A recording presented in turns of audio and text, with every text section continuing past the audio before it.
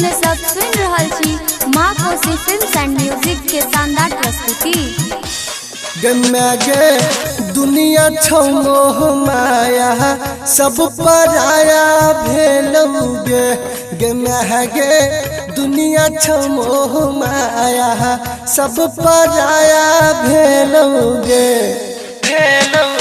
सब पराया भेलौगे सब पराया भेलौगे गे दुनिया छौ मोह माया सब पराया भेलौगे गे दुनिया छौ मोह माया सब पराया भेलौगे।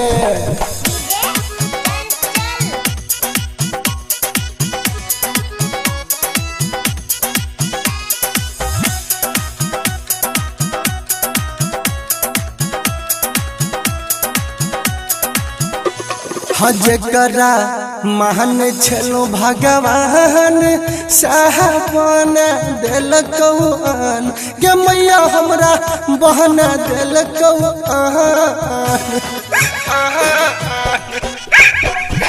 जकरा महान छलो भगवान साहबन देलकौ आन गे मैया हमरा बहना देलकौ आन तू बेटा के गे काया सब पराया भेलै गे दुनिया छौ मोह माया सब पराया भेलौगे गे दुनिया छौ मोह माया।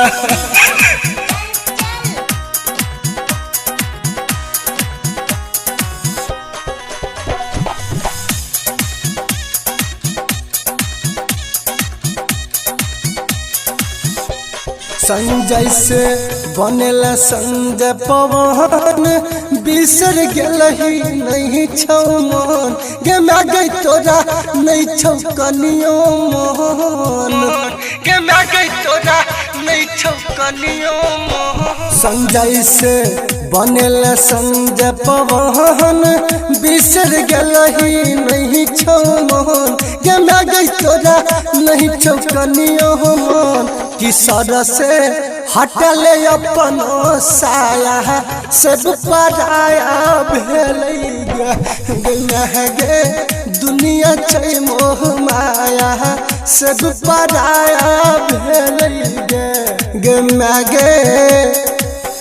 दुनिया छौ मोह माया सब पराया। माँ कोसी फिल्म्स एंड म्यूजिक के शानदार प्रस्तुति।